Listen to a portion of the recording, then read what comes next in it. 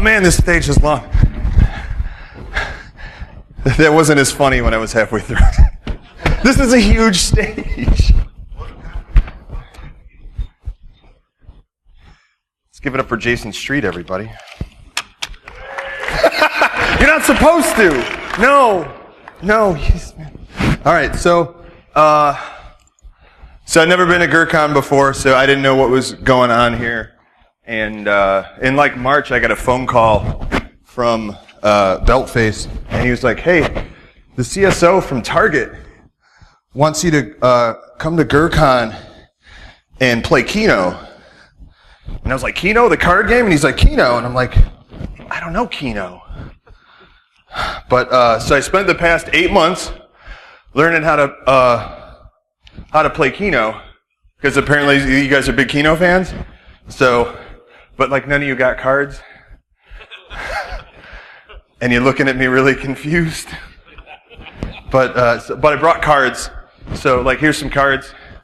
These are full decks of cards. Don't get hit in the head with them. But we're gonna play some Keynote, guys. It's gonna be great. If you want some Keynote cards, here you go. We got through 4 before somebody. Here's the 5th one. That's the. All right. What? Keynote, yeah. What? Keynote?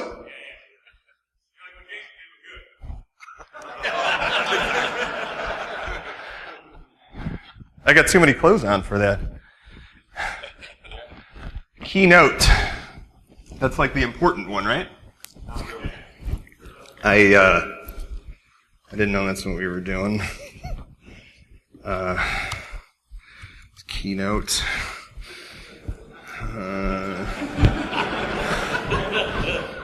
I should. I'm trying! Shut up! Alright, so I guess I should have like an intro slide, right? Let's Jason Streets. We need let's see, what can we...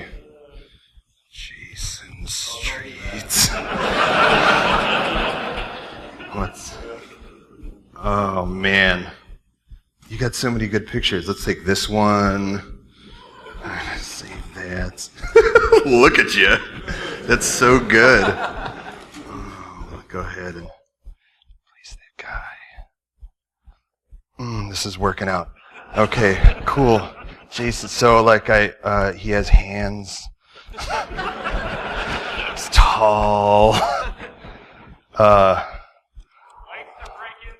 Loves Diet Dr. Pepper.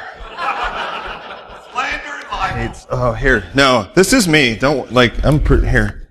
There you go. Hates Trevor the Roach. Hey guys, that was funny. Take that, Jason. I'm actually Johnny Christmas, which I think, like, some of you know. Who's seen me speak before? Wow.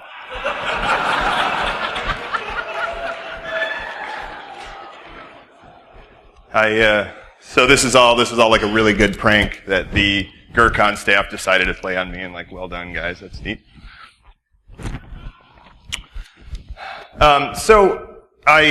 In real life, I'm a security researcher for a company called Uptake, and we take care of primarily doing health monitoring and analysis of industrial systems, everything from rail engines to traffic control systems to wind turbine farms, things like that.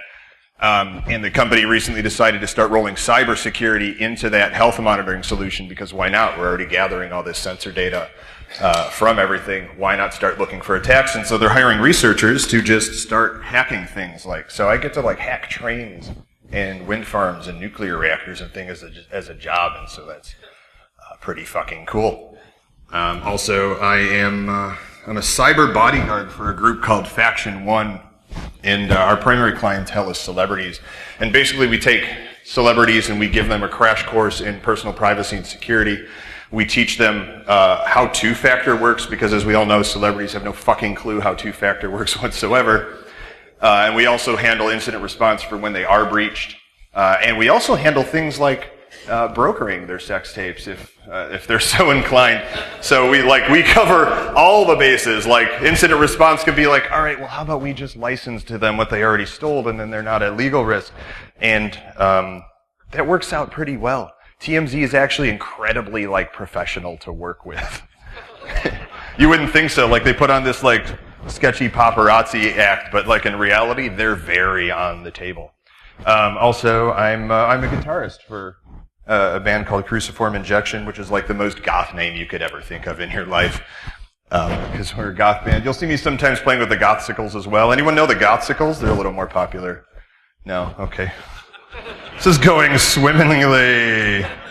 All right, well, we're going to go ahead and get rid of that one. Oh, no, I need that one.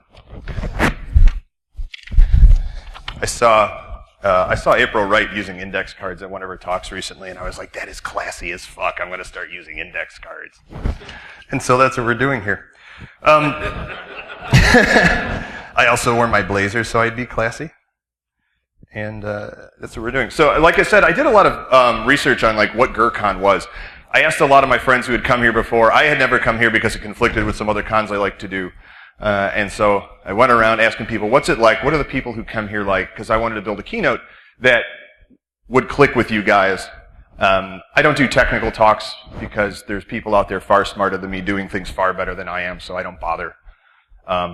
I was a penetration tester, and I've never done a talk on it. I let Jason handle that. He does it way better than I can. So I got every person I talked to about what is GrrCon and what are the people who go to GrrCon like gave me a conflicting answer with the previous one. One of the main things I was told was the attendance is about 300. And I was like, cool, got it. Small con, we'll have some fun, we'll get weird. There's 300 of you over there. So, 3 of you are dicks. I was not expecting a room full of 1,500 people. This is pretty cool. Why are you guys all standing in the back? Have some seats. Most of this side doesn't smell that bad. Yeah. Did somebody tell you about the splash zone? So I just started to put together a talk for Friday morning that wasn't really a talk. You guys, who was here yesterday? That's the vast majority of the room. That's cool. Thanks for coming back. Who's new? Very few. That's cool. Thanks for bringing the other Jason Street today, I guess. You guys have been watching talks for an entire day, I hope. I don't know what else you've been doing. And so I wanted to put together something that just wasn't another PowerPoint, death by PowerPoint slideshow thing. So I thought I'd come, just hang out with the people of GrrCon, talk a bit, learn about you guys, shoot the shit. Who here's from Ohio? I got 2 hit. Boo, huh? We got boos for Ohio. Who's from Michigan? Most everybody. That's cool. So you guys don't like Ohio? Why? It sucks. Their cops always pull us over. They got big hats. The Ohio cops are pulling you over in Grand Rapids? No. That's it. They see you in Michigan. They're going through Ohio and they're right on you. Well, why is that? What did you guys do to Ohio? You guys are angry. You guys do not like Ohio. What else do you guys do in Michigan? Is this a big sports state? Beer? You do beer? Beer? Guns?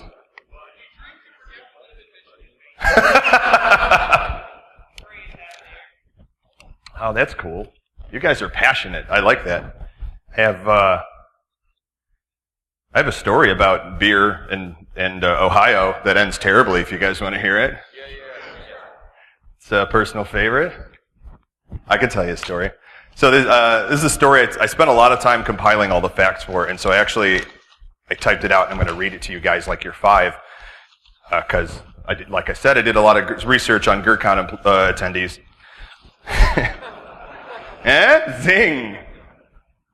And so this is such a bananas story that I wanted to make sure that I relayed like the entirety of the facts to you guys. So I'm going to read this to you. And then there's going to be a test at the end, just so you know. So like, get your reading comprehension hats on. I know it's like 9 a.m. Why are you awake? Like, they told me this is at 9 a.m. and I'm like, there's not going to be anyone there. And then like, look at this. If you guys in the front haven't looked behind you, don't. Like, all those people are also looking at you. So, it's a little story about Cleveland Indians and the Texas Rangers baseball teams from the 70s. Who was around in the 70s? I'll throw a hand up. I'm older than I look. Not Jason. Nope. Jason's a late 80s kid. All right.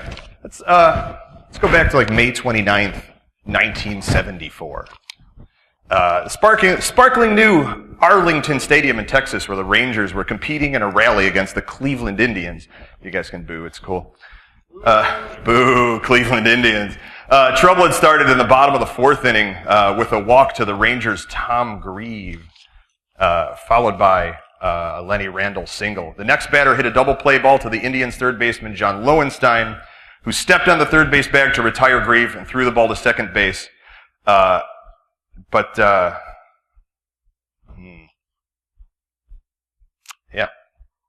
Yeah, I am. I'm sorry. All right. There's like a lot of baseball in here. Doesn't need to be here. So, like, for those of you who like me, like, don't baseball, who here doesn't baseball? Who can't baseball? Like, we're computer nerds, right? Yeah. So, I don't know what I'm doing up here. I don't know if you can tell from, like, my first slide. That's the whole point of this talk. So basically what happened, there's a really cool double play. One of the Indians guys got pissed, and he slid into the second baseman and hit him with his cleats. That sucks. Anyone ever get hit with cleats? Like, the jocks in the locker room would just hit you with their cleats. Right? And then they take your backpack and throw it in the shower. I know how it goes down. So, like, this guy hits him with his cleats. Everyone gets pissed. In baseball, like, not only is that illegal in the game, it's actually a downright dick move.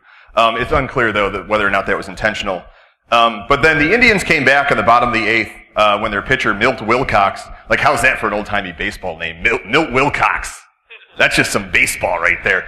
Milt Wilcox threw behind Randall's legs as the batter, meaning he threw the ball, like, right here, which is also shitty. Eventually, Randall was able to just bunt the ball and get it out there. Wilcox attempted to field it and tag Randall out, which he did successfully, but when he did, Randall hits him with his forearm. Just clocks the guy with his forearm. There's no hitting in baseball. Like, I know a lot of us don't play baseball. You can't hit people. So as soon as he did that, the first baseman punched him, and the benches cleared. Both benches emptied for a brawl. Every member of the team came out into the field and started going at it. After that brawl was broken up, as the Indians players and coaches returned to the dugout, they were struck by food, beer, whatever, by all of the Texas Rangers fans, just hailing crap out of the stands at them. Catcher Dave Duncan even had to be restrained from going into the stands to fight the fans directly. That's amazing. I would love to see that. It's like a hockey game. It's like a regular hockey game. The game was not suspended or forfeited. No players from either team were ejected, and the Rangers won 3-0. The Cleveland Indians were pissed. The Cleveland Indian fans were pissed. That was a shitty game. After the game, a Cleveland reporter asked the Rangers manager, Billy Martin, are you going to take your armor to Cleveland when you go to protect yourself? And the Rangers manager goes, nah, they don't have enough fans there to worry about. This did not go over well. During the week leading up to the team's next meeting in Cleveland to finish up the series, sports radio talk show host Pete Franklin and Indians radio announcer Joe Tate made constant comments that fueled the fans' animosity towards the Rangers.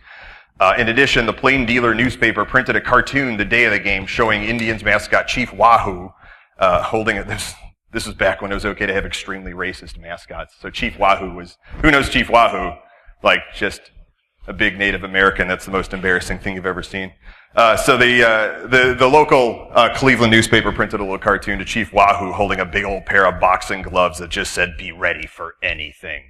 So like you've got all these radio announcers and TV announcers and stuff talking about this upcoming game and how shitty everything went down at Rangers Stadium and just fueling like all of this crazy animosity towards all the Cleveland, or towards the Rangers, and just kind of like pumping the Indians up and just getting everyone really, really pissed.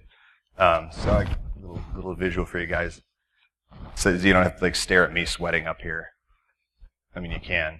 That's okay. So like let's pause here for a minute and go over a little bit of Cleveland history.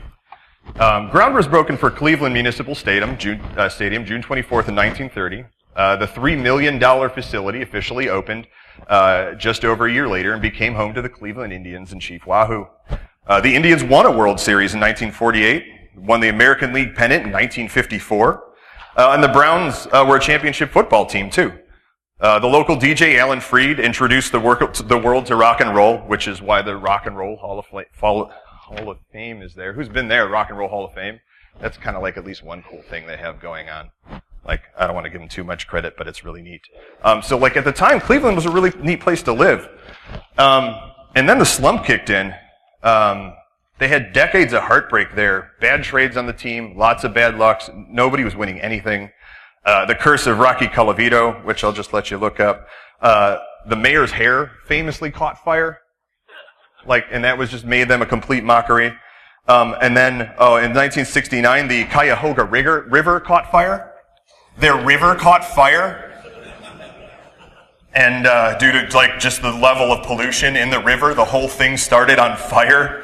That made it to Time magazine. And that incident turned Cleveland into the worst kind of joke, which is a running joke.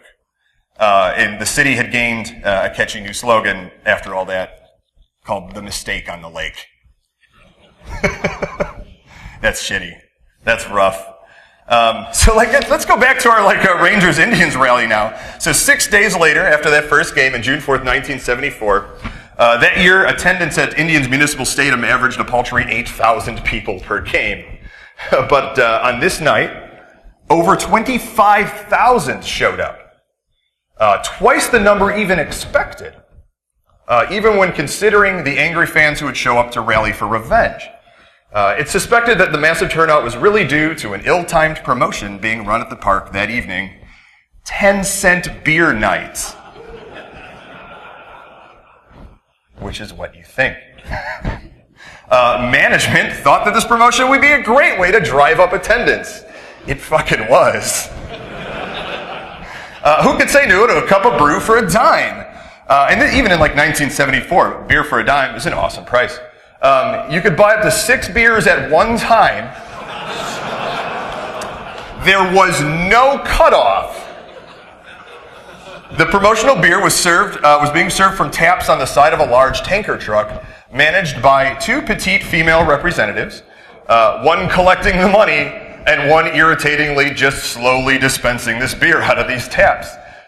And then also the drinking age at the time was 18. Remember, making the 3% brew plenty strong for the younger, more troublesome attendees of the game. The stronger brew, however, was the one brewing in the stands. The Rangers needed to be taught a lesson. The citizens of Cleveland had been kicked in the gut for far too long, and tonight they were going to fight back. Full of 10-cent beer. Before the game had even started, firecrackers and smoke bombs were set off in the stands. Before the game even started, people are already blowing shit up.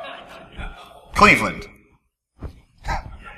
A hazy, murky cloud began to drift over the game's attendees. Literally, a hazy, murky cloud of smoke from all of the things being blown up drifted over the attendees.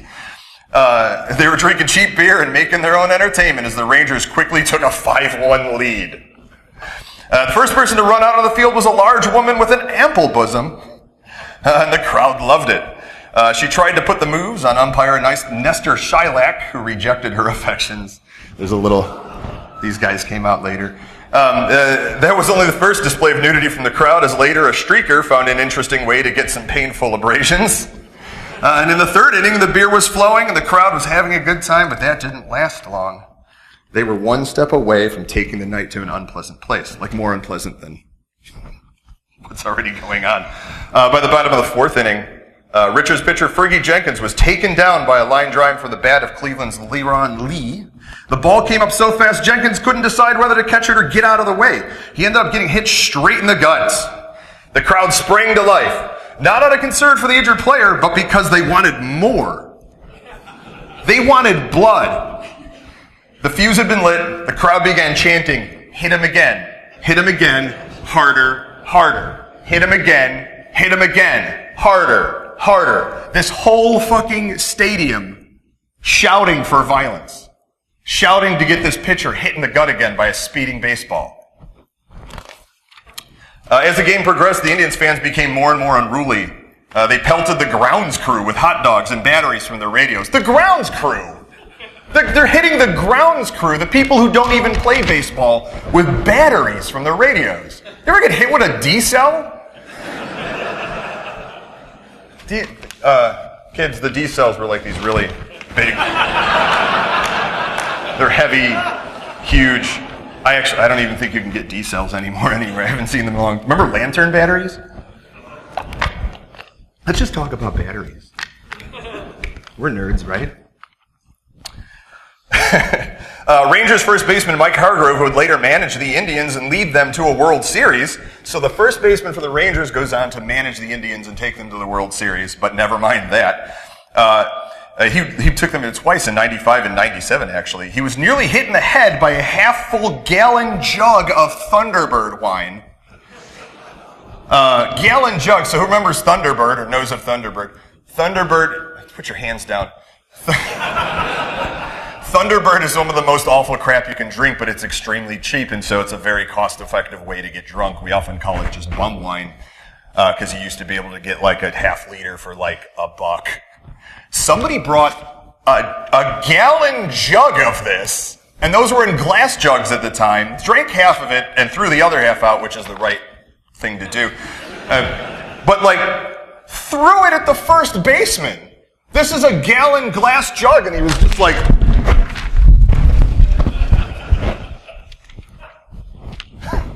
Fuck batteries.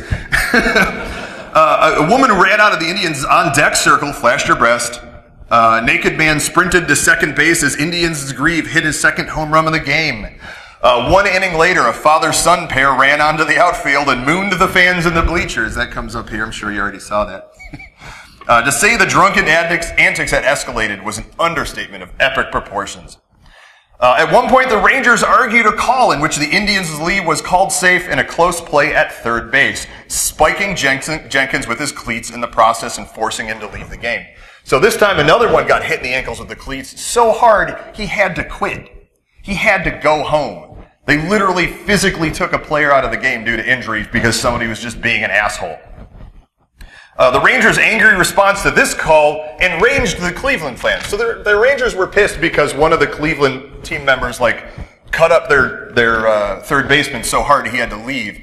And the Cleveland fans were mad that the Rangers were mad. That's ridiculous. Like, you're not even owning that you fucked up. The Rangers' angry response to this call enraged the Cleveland fans, who again began throwing objects onto the field and tossing lit cherry bombs into the Rangers' bullpen. Lit cherry bombs. Like, those are huge. Those aren't firecrackers. Those will take fingers off. Easy. And just lighting them and, throwing them. It's not funny. By the sixth inning, this is only the fifth inning. By the sixth inning, everyone was good and drunk. The beer truck had been overwhelmed, with frustrated attendings having lifted up the entire serving table and throwing it over the truck itself. Just thump. No more table. The two servers abandoned their posts out of fear, leaving the remaining beer free for the taking, with many attendees simply drinking straight from the taps. Many fathers had soon realized that as the innings passed, the risk to their loved ones grew, and it was time to go. They didn't want to see what happened next. The troublemakers, however, didn't go anywhere. They stayed ready to see this through to the end. Local legend John Adams sat in the bleachers and hit his bass drum, as we always did when the Indians were in need of a rally. They were down, and the game was slipping away. With one out in the bottom of the ninth, the Indians rallied. Center fielder George Hendrick hit a double and scored when pinch hitter Ed Crosby singled. Pinch hitter Rusty Torres hit a single, moving Crosby to second. Alan Ashby, the third pinch hitter in a row, delivered another single. What that means is the bases are now loaded. The sacrifice fly from third baseman John Lowenstein brought Crosby home to tie the game 5-5. So the Indians rallied up to an even score here. They have a chance of winning this game, which actually also means they're going to win the series and beat out the Rangers for good for that entire season. Victory was in the Indians' grasp, and that is when all hell broke loose. 19-year-old fan named Terry Urich, who would later be named Citizen of the Year, ran on... That's true. It's true. Like I found a picture of him. It might be in here, but it's like him holding his Citizen of the Year plaque. It's pretty funny. Would later be named Citizen of the Year, ran onto the field and attempted to steal Texas outfielder Jeff Burrow's cap. Like, the Indians are up. They could win, and this kid's like, I'm going to go get me a baseball cap. He just runs out onto the field. Like, that's fine. Attempting to kick the fan, Burrow's tripped. So he goes to kick the kid and falls over. From the Rangers' dugout, though, it looked as if one of their own had been attacked. They thought this kid came out and socked Burrows and knocked him to the ground. Manager Billy Martin led the charge. The Rangers ran out of their dugout armed with bats and whatever weapons they could find. And this is back in the day when, like, pretty much everyone carried a knife. Like, this isn't like bats and like, oh, I'll get this old broomstick and we'll hit them. No, like, people have real weapons lying around. And so they charge the field like this. A large number of intoxicated fans, some armed with knives, chains. This is like West Side Story. Portions of stadium seats that they had torn apart surged onto the field. And others hurled bottles from the stands. Hundreds of fans surrounded the Rangers. Within seconds, the Rangers were heavily outnumbered and outgunned. So how many Rangers? How many people on a baseball team? Anyone know? 25? So there's like 25 baseball players out here and probably 10,000+ angry fans rushing towards them, surrounding them. So, the Indians manager, Ken Aspermonte, ordered his team onto the field, not to attack the Rangers too, but to attack their own fans. Indians pitcher Tom Hildorf was hit in the head with a steel folding chair.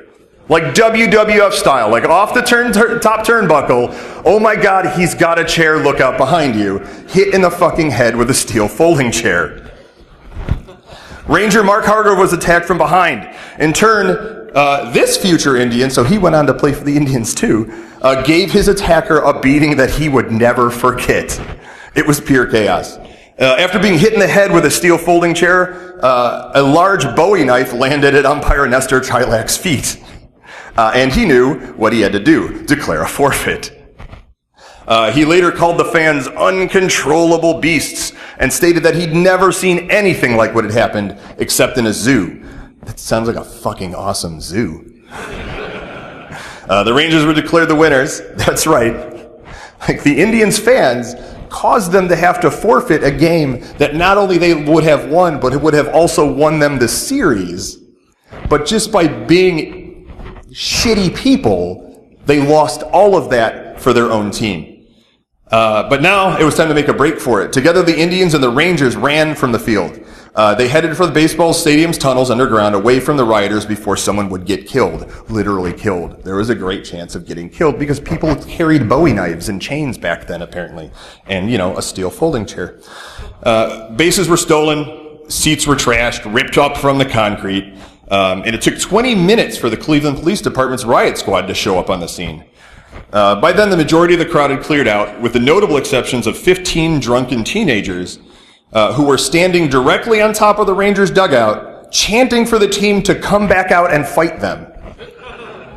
15 lone drunk kids on the dugout just yelling like, "What are y'all, pansies? Come on and fight us!" You ever see a baseball player punch somebody? It's amazing. You don't want to get punched by a baseball player. And they're sitting there chanting for it. Cleveland journalist Dan Coughlin went up to inform the group that the Rangers had long since fled the building, at which point he was punched in the face. by some Cleveland Indians fans. Like, well, we'll fight you then! Fuck. Later, Cleveland manager and notable asshole Phil Seggy blamed the umpires for losing control of the game. He blamed the umpires. He said this is all the umpires' fault. Not the beer. No, this is the umpires' fault. They should have done something about this. The Sporting News wrote that Seggy's perspective might have been different had he been in the umpire's shoes, in the midst of knife-wielding, bottle-throwing, chair-tossing, fist-swinging drunks. American League President Lee McPhail commented, quote, there was no question that beer played a part in the riot. So that's 10-cent beer night. Let's do some reading comprehension. So what a bunch of idiots, right? Cleveland completely ruined it for themselves. Why? Why did the fans react this way to what was going on? Go ahead and yell stuff out. This is going to be a long talk. They were drunk. I mean, yeah, they were drunk, clearly. Some of them were drunk. How many of them do you think were not drunk? How hard do you think it was actually to get beer there? Probably pretty hard. There was only one trunk, 2 taps on it, for half the game at least. A couple of women manning it, making sure nobody was just raiding it. They were definitely getting drunk, but I'm willing to bet a lot of those fans weren't drunk. I bet a lot of those fans were just angry and frustrated and just needed an out. I went through that little bit about how Cleveland had had decades of hard times. I mean, their frickin' river started on fire from how polluted it was. And that just trickles down. That just makes you take a good guess at how shitty life in the rest of the city was. I mean, what's a modern equivalent to that? Like, who do we know that has an absolutely shitty, horribly polluted river right now that doesn't know how to deal with it? Flint. Where's Flint? Give me the hand. Where's... It's like 60 hands. Yeah, and so they're desperately trying to figure out a way out of that. And like, life's shitty there. And it's not because their river is polluted. Their river's polluted because life is shitty there, because of a massive amount of things that had happened in the past that culminated in what Flint is now today. And that's what was happening in Cleveland. Just a massive amount of terrible, terrible things, frustrating all the people, to the point where they no longer cared for other human life, to where they were throwing cherry bombs into the Rangers' dugout. But, like, is that okay then? Is that acceptable? Where you go, all right, well, you've had a shitty life. I get it. That is frustrating. You get to hit a couple people in the head with a steel chair. Like, is that fine? Like, did the cops let that fly? And you're like, oh, officer, I've been unemployed for 8 months. Like, don't I get one? Like, and the cops go, yeah, oh, yeah, all right, that's your one? All right, hang on. Mark 1 for Joe. What's this remind you of in our community? It should be something, or else you might be part of the problem. You can say everything. Who's on the Twitter daily? Just April. You're on the Twitter, but it's like from China. Like, what's up, guys? So, we've got a ton of infighting going on in the information security community. And a lot of it is passive aggressive. A lot of it isn't directly hitting people with steel chairs. This does happen on occasion, though. One of the things I think is real easy to point out here is like the whole red versus blue thing that's going on out there. Who saw Side Dragon's talk yesterday? More of you should have seen Side. Well, I hope you were seeing someone else's talk instead of his then. But his talk was excellent. And he gave a talk on that pretty much like usurped half of my thing, but it's cool because I can throw a card away. But he gave a talk on how there shouldn't be red and there shouldn't be blue. We have this problem with like the red teamers going in, breaking into places, Jason Streeting up a bank, and then running out, high-fiving each other and going, fuck yeah, fuck you guys, deuces, we're out. Never, the best you'll get is, a report from a pen testing firm that says, here's the things we found. Here's what you should remediate. Peace out, we'll see you next year. And And that's not very helpful. And then on the other side, you've got the blue team guys who are going, oh, we don't have the resources. We don't have the money to buy the blinky boxes that we need to be able to defend against this stuff. And so we're fucked. We can't do any of this ourselves. We have nothing we can do to defend against the pen testers. The pen testers come in, of course they're always going to win. They're intelligent attackers, right? Like, we don't have anything that can defend against intelligent attackers. That's crazy. All we get is our blinky boxes, and it's going to defend against your fucking ransomware, and that's the best we can do. And when we try to talk to the red teamers and say, hey, how do I be a pen tester? How do I get to be able to learn what you're doing so that I can better defend my realm? There's a lot of animosity that comes in the feedback that I see. There's a few pen testers out there that are friendly and sort of helpful, but they don't really know how to give the information that the blue teamers need because they're never thinking about it. They're never saying like, hey, here's a list of things that the blue teamers can do to defend against XYZ. They're just saying, oh, fucking patch your shit! Patch your shit! Who out here is responsible for patching shit? Like, directly, somehow responsible for getting shit patched. That's a lot of you. How angry do you get when you're giving the answer, patch your shit, as a response to, like, a vulnerability that's coming out? They're like, well, just patch your shit! And you have, say, like, a box somewhere that's mission critical that has a change window once a year that you can't patch. And they don't give you any more information other than, oh, you better patch your shit! And then you go, what else can I do? I can't patch that box, so we're just fucked. So we just sit here and just have to just be breached, and that's it, and that's my job as a blue teamer, is either patch or just be fucked. That's garbage. Who remembers the Badlock vulnerability? That was a big one. Badlock, 2 years ago? Jason Street? Yeah. No, no? I was told that was you. Oh. So Badlock was a big vulnerability. Well, it had a lot of media and hype surrounding it, and many consider it to be the vulnerability that really jumped the shark with this vulnerability naming garbage. The team that had developed or discovered the Badlock vulnerability put out this big campaign saying, like, patch your shit, Badlock is coming. Patch your shit, it's coming. And that's all they released. And anyone who asked, like, well, what else can we do? And they would say, well, you gotta wait till we drop the POC at DEF CON. At which point it's too late, of course. Because then you have to, like, race, stay up for 3 days straight trying to implement something that you could have spent months engineering in the time before they actually released the POC. But because they just opted to not provide any more information other than shut the fuck up and patch your shit, many people were left still vulnerable by the time that the POC was dropped, because a lot of the affected systems just couldn't be patched in that time frame, which is a realistic thing that goes on in enterprises, and the larger the enterprise, the more it goes on. Who has this problem in their environment, where you can't just take a system down and patch it? That's almost the same amount of people who raised their hands before. I'd say that was at least 40 to 50% of the room. That's a huge problem. And so, like, when security researchers are doing these things and they're finding these vulnerabilities, you have to give more information than just, oh, patch your shit. We worked with Microsoft so they could come up with a patch. So if you just patch your shit, it wouldn't be a problem. This is your fault now.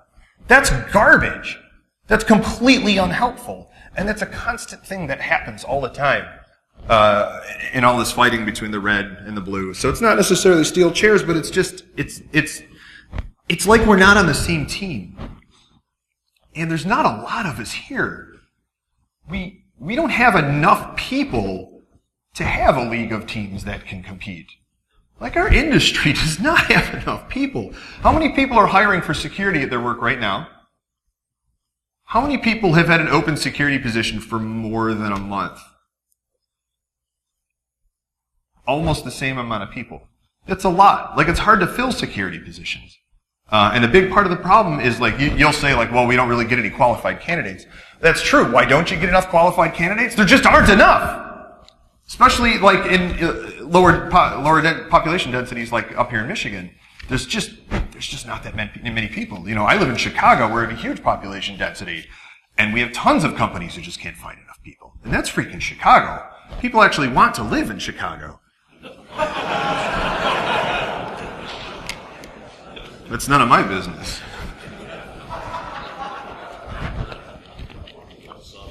Yeah. I'm a humorist.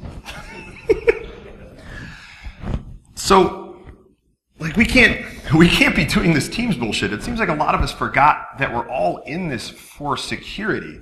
We're all in this to help other people. We're here to help companies be safer. We're here to help individuals be safer. We're here. How many pen testers in the room? Very few, which is expected. There aren't that many pen testers out there. How many security researchers? 2, me and you? 3? Very few. We're going to get our asses kicked. Like, if we picked a fight like this, we'd be wrecked.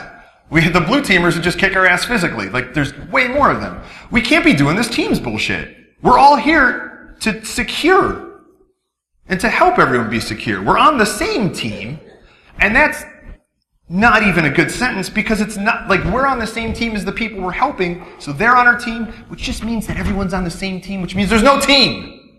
It's just us. We're just humans. We're just a bunch of people trying to make the world a better place. And I know sometimes it doesn't feel like that when you're behind your keyboard and you're just scripting some nonsense that you know isn't going to help anything, but somebody told you to do it and you're just going to do it, and you just get miserable at your job sometimes. And it's frustrating and it hurts, and I know, and it just makes you mad. I did blue team engineering for a long time, and I actually miss it. I really, really liked doing it. I liked the orchestration. I liked being able to script myself out of a job. Which is what you should be doing, because you can actually, there's always more scripting. You can always orchestrate, you can always automate, and then when you're done orchestrating and automating, you go orchestrate and then automate, and that's how it works. Get the computers to do more and more of your job for you, because that's why we fucking invented computers. I see so many people who just don't put their computers to work for them, and it's baffling. And you're just shooting yourselves in the foot and making yourselves more and more frustrated. Who saw Dave Kennedy's talk yesterday? Yeah, he talked about a ton of stuff that I just talked about. Again, it was very frustrating yesterday. I'm like, all these people are talking about what I'm talking about. I got no talk now. I'm just going to go up and just dance like a monkey for an hour.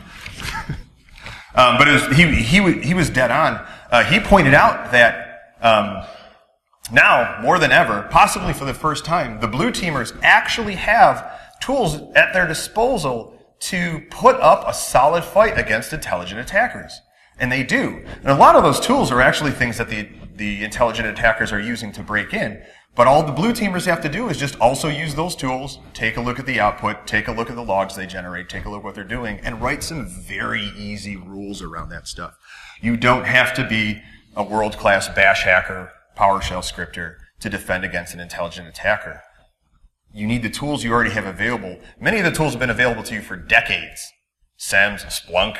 Like, you just know how to write the right rules, and that comes from knowing how to use the tools that are being used against you, which are easier to use now more than they've ever been.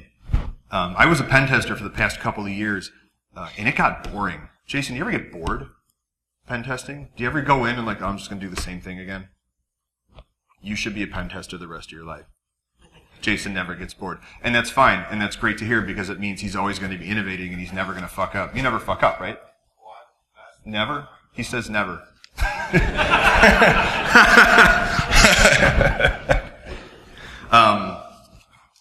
Jason, famously modest, he cops out to himself all the time, and it's awesome, because like when Jason's talks are so good. He goes up and he goes, here's who I am, here's some cool stuff I did, here's where I fucked up, here's where I learned from where I fucked up, here's how you can learn where I fucked up. And that's really important. He's out there trying to help everybody. And not by saying, like, here's the things I fucked up, it's not just like, hey, pen testers, don't fuck up like I did. It's, hey, blue team, here's how you could have caught me. Here's how I got caught. Make a note of that. Here's the things I'm doing that you can keep an eye out for. And he's helping, and he's giving back to the community. I've never seen Jason go up on stage and just bust out his ego and go, fuck yeah, pen tester of the year right here, Jason Street, everybody knows me. China's my favorite pen tester. No, he goes up and he's like, I'm a guy. I like what I do. Some people say I'm pretty good at it. Let's try it out. Here's what I learned from all this, and here's what you can learn from that. And that's really cool, and he's doing it the right way. How many of you are speaking at conferences? Cool. How many of you speak at conferences outside of our industry? That's really cool. That's my favorite thing to do. How many people don't speak at conferences because they feel like they don't really have anything to offer that's not already being done, or they're just not smart enough, or haven't learned enough, or haven't innovated anything? I know that's a weird question to have to throw your hand up. Like, yeah, that's... And like, kudos to like the huge amount of you that put your hands up.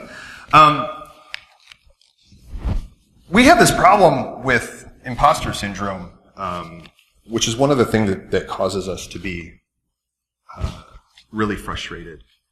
And one of the things I learned from speaking at other conferences is that as bad as we think we are and as little as we think we know, as people who attend information security conferences to learn things, which already you're like in the top 10%, just so you know, there's a huge industry out there that is none of you, that you never see. It's this shadow industry of people who don't ever leave their cubicles.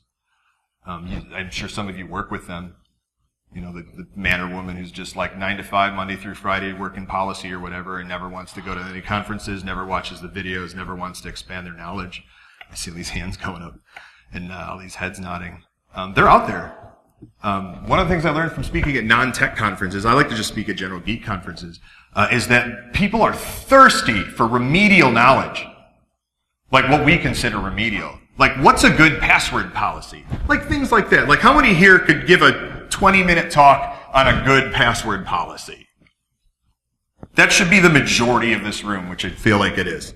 Like, I've gone to legal conferences for lawyers, and given a 20-minute talk on, like, here's what your law firm's password policy should be. Remedial crap, I put the slides together in maybe 5 minutes, and I went up there and I just laid out like it was half NIST, and then half, you know, what we know now today that's beyond NIST. And it just, I had an uncountable number of people afterwards come up and thank me for providing that, tell me they're going to implement that on Monday, and they couldn't find this information anywhere else. I'm like, what do you mean you can't find a good, like, password information anywhere else? And I started talking to these guys, and I'm like, yeah, you know, we know that we're supposed to do something to secure our stuff. That, you know, and somebody told me, like, oh, you got to put two-factor on your phone, and I go, what the fuck is two-factor? So I go and Google it, and you ever Google just two-factor authentication? It's just a useless. You get every vendor ever that provides stuff, and it costs $1 trillion. No, it's like really hard to actually just find like the two-factor for Gmail and two-factor for Twitter on your phone and like how to set these things up, unless you specifically like know exactly what to Google for and know what the results you're looking for are supposed to look at or look like. Because you know when you Google something, you're able to pick out like, oh, that's the one I want based on your cursory knowledge of whatever you're Googling. Like these are people who don't have that cursory knowledge at all, and they're just like trying to do this, and they're desperate. They are desperate for this knowledge, and they can't get it from the Google. And so I like to go to their conferences and just do my remedial talks that don't take like any amount of my time, and I get to say things like, oh, and I've spoken at 70 conferences this year in 6 countries, but you know, some of them I was just doing dumb password policy talks. Like I couldn't get away with that here. Nobody would come see it. You'd be like, yeah, well, there's nothing new here. Why are you doing this? But at the legal cons, it goes over really well.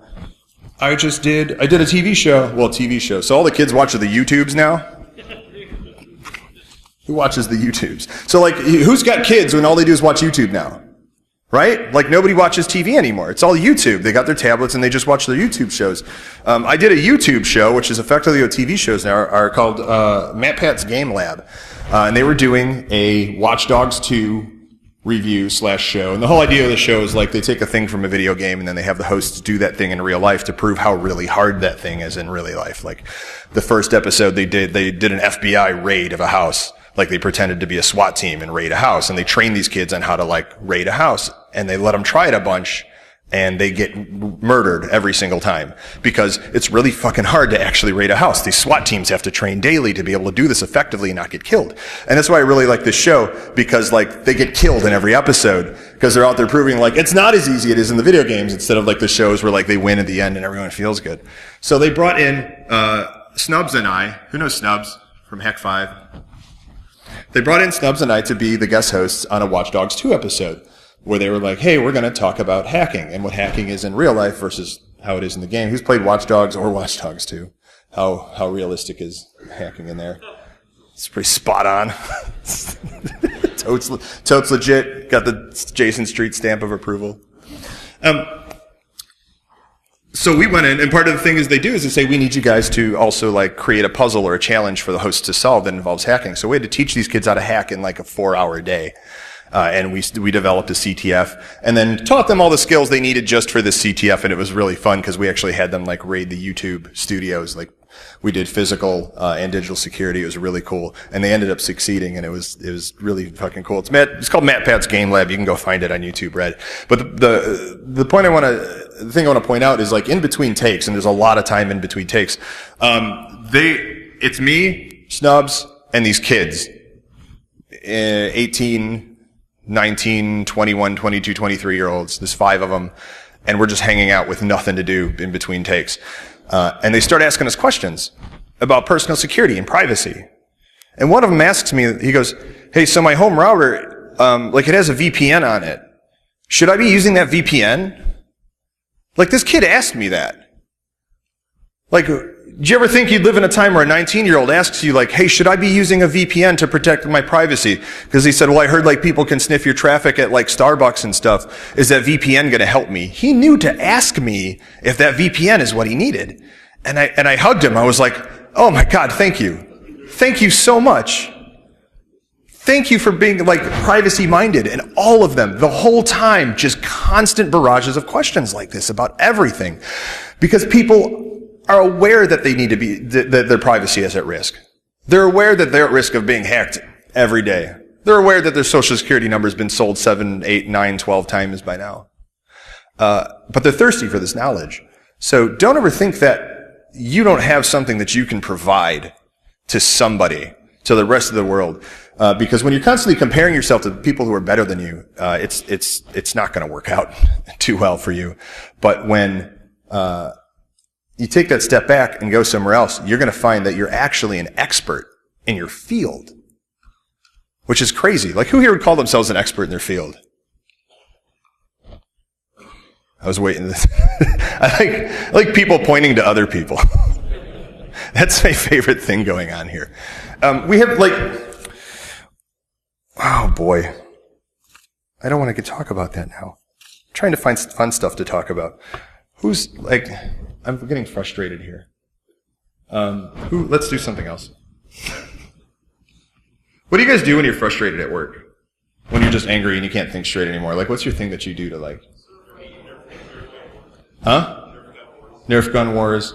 That's a great example. Like, Nerf gun wars. Like, I like to watch... One of the things, like everyone's got Nerf gun wars. I like to watch, like, funny YouTube fail videos. Right? Like, we all know these. I don't, like, there's a trillion of these. But, like, that's hilarious. So...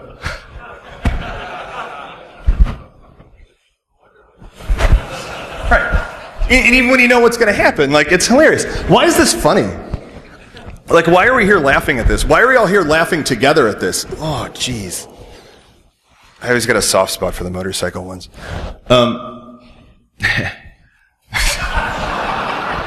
That kid's not done. I'm going to just let this run and talk. Because this is fun. This is working. So, like, why do we laugh at things like this? Why are we all here like, these poor idiots? Do we feel like maybe, like the Cleveland fans, who were so fed up at, like, how the shit that they were in, that watching someone else do stupid crap and fuck up makes us feel better about ourselves?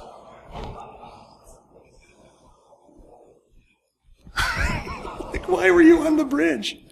He's back again. So, and now we're all happy, right? Like a minute ago, like, we were thinking about, like, how frustrated we are in our jobs and, like, what else we can do to, like, kind of get out of that and help in other places to make ourselves feel better. Or we can just, like, watch other people fuck up and laugh at them. And I feel like that goes on a lot in our industry. And it's because we're miserable. Like, why are we miserable? Like, why do we get miserable and turn into such shitty people? Like, who knows, like, the people at work who are just shitty all the time, who had nothing but visceral responses to anything that you say, and they just think everything is dumb and everyone is dumb. Who knows the busybodies at work? Who works in an office, by the way? Any office where a lot of you? Right? The busybodies at work who are always like constantly gossiping, who want to tell you about like, oh, what they overheard in the break room about like what Janice and Frank did after work on Friday after the work party inside the office and don't use the copier ever again. That's a true story. One of the names were changed and I forgot to change the other one. Why is there so much of that out there? Like, who's on Facebook? Nobody's on Facebook. Like, who's got those friends on Facebook who are constantly pissed at life, even though most of the things that they're pissed at are their own faults? Who is that Facebook friend who constantly complains about how broke they are, and then alternates like every 2 weeks between like being like, fuck the world, there's no way that I'll never be broke, this sucks, my life is in ruins, I hate this, and it's not my fault. And then like 2 weeks later, they're like, look at this awesome new tattoo I got. Who has that friend? I have 3 of those friends. Yeah, right? Yeah, and you're like, where did you get the fucking money for that? You were broke 2 weeks ago, that's a $700 tattoo, and it's not even good. And they always got the shittiest tattoos, and it's like, if you had saved up all that money and got one good tattoo, like, come on. Why are we miserable? And I talked to a psychologist, and I got some answers on that. And it's generally, like, the short answer on that is that we're social creatures as humans. I know the vast majority of us think that we're antisocial, and that we're introverts, and we might be. I'm an introvert, and I'm up here presenting, and I love talking to people, but it drains me. We need emotional stimulation as social creatures. We don't just need physical stimulation. We need something to stimulate our emotions, to bring strong emotions to us. And when we go too long without that, we start to get miserable and depressed and and that lashes out against everything. Like depression. I know most of us struggle with depression.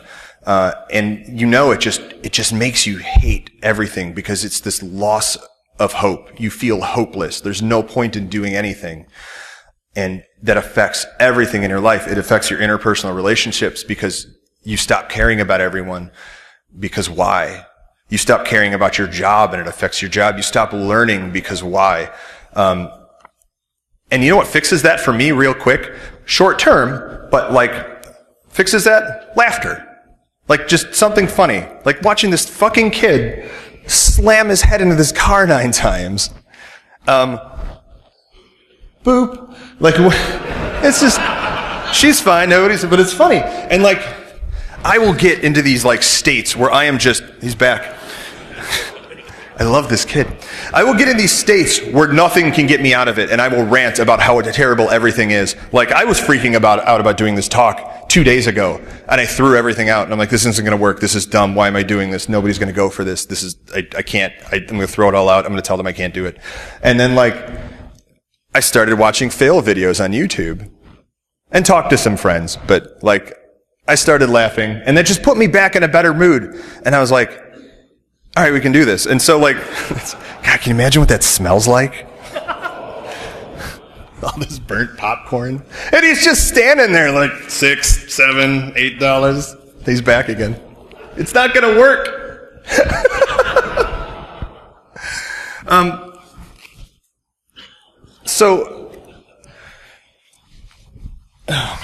Another one of the things that really gets us down is like I was talking about before, is this imposter syndrome that we all have. Like, who feels like they shouldn't be in the position that they're in? Like, I maybe don't raise your hands, but just look at me. Who feels like they're in this position that they're in, and they shouldn't be, and they kind of lied their way in, and one day they're going to get found out, and then everything's going to be fucked. Like, who worries about like their boss is going to call them in next time and be like, what the fuck have you been doing for 5 years? I worry about that every job I've been in. And I get asked that all the time, like, oh, how do you get past this imposter syndrome? And it's like, giving it a name is dumb because everyone has it. It's not a syndrome, it's just part of who we are. Like, everyone, for the most part, takes a new job that is mostly things they don't know how to do, right? Like, how many people in here really didn't know how to do their job that they're in when they first started. And we're like, fuck it, I'll learn it. That's most of you. That's every job I've had. I was like, fuck, I don't know, but we'll figure it out. Just don't tell that guy. And then you get in and you figure it out. That's how you should be getting a job. Like if you're getting a job and you already know how to do everything, you're shooting yourself in the foot because you're not going to learn anything. And the longer you go without learning, the faster that train comes up behind you. And then you're fucked. You need to be taking jobs where you don't know how to do anything because that's the greatest amount of like being able to like teach yourself more. And the person who hired you knows that. The person who hired you knows that you don't know everything about how to do this job, but they're like, he's got the passion. She knows 20% of it and learned that from doing this, so I know that he and she is going to be able to get the rest of this. It's fine, let's just get him in here. And really all we care about, like as hiring managers, is just passion anyway. Like I can teach a monkey to do my job. I can't teach a monkey to give a shit about my job, but I could teach them to do it. And so like it's really easy to find anyone you could teach to do the job. It's hard to find the people that give a shit about it. And so as long as you're passionate, you're, you know, and intelligent, which we all are, because we're smart enough to come to GrrCon.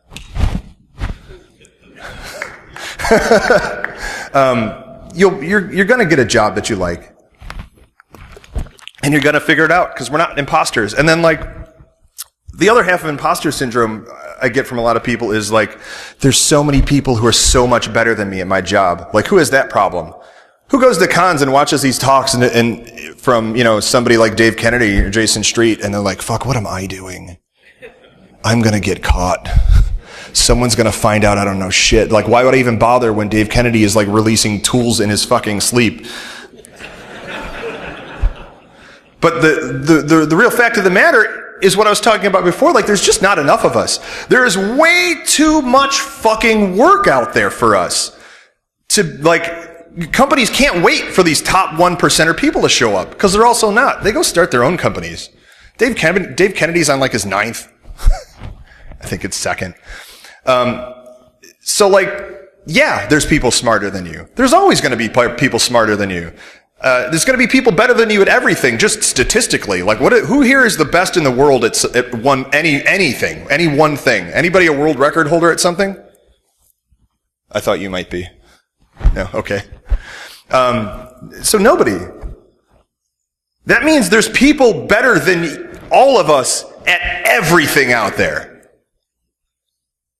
But we all have jobs, mostly. I'm sure. Who here's not employed? I didn't mean to like call it out. Who's looking for jobs? Well, let's do this. Who's looking for jobs? Throw a big hand up. Who's hiring? The guys looking for jobs should have kept your hands up. All right. So, like, don't worry about not being fucking awesome at your job. Because it doesn't matter. You just need to be good enough at your job to be beneficial. And if you're here, you're probably really good at your job compared to the people who don't even like come to these conferences because they're not passionate enough to even push themselves to that point. Because if you're passionate, there's a really, really good chance you're actually good at your job. You might fuck up once in a while. You will fuck up once in a while. I fuck up constantly. How I have not been fired from every job I've ever had is baffling. Just baffling. I think my bosses are bad at their job. Because what the fuck? I like how that got the applause. Yeah! And so, like, this is a huge problem we have. Like, we just beat ourselves down. And so, I'm going to wrap it up with this one. Leslie Carhart. Who knows Leslie Carhart? Hacks for Pancakes on Twitter. She got a woo. Leslie is one of my personality and humanity role models. I love Leslie so much. She's a great friend. I will never be the kind of person that she is, but I hope and try every day to get closer to her on that level and to just be as good of a person as she is. And she put this tweet up on Twitter the other day that just said this. And it's absolutely fucking true. Like, it just fixed my day when I saw it. And I thought that we could at least wrap up and just try this with her, for her. And I told her that I would try to get the audience to like do this. So, do you guys mind doing like the, hey, everybody say a thing with me, corny stuff? Because like, when I said this out loud, like, it did make me feel better. So let's all just try and say this together for Leslie as soon as my camera gets rolling here. Repeat after me. I'm good at my job. I'm smart and help others. It's okay, I'm not an expert at every niche of infosec as long as I keep learning. It's okay, I'm not an expert at every niche of infosec as long as I keep learning. And that's true. Woo! Like, that's true. You're not an expert at every niche of infosec because nobody is. None of us. Nobody here, nobody I've ever met, nobody who will ever exist is an expert in every niche of infosec. But we want to be, right? We want to be really good at our jobs because that's how people work, and we're people. So we come here, we keep learning, we keep getting better, and we use what we learned to push ourselves and our companies and our friends and humanity forward. And we're going to keep doing that even though we're not the best, because it's far better than nothing. So thank you guys for coming. I'm Johnny Christmas. Thank you, GrrCon, for having me. It's been a blast.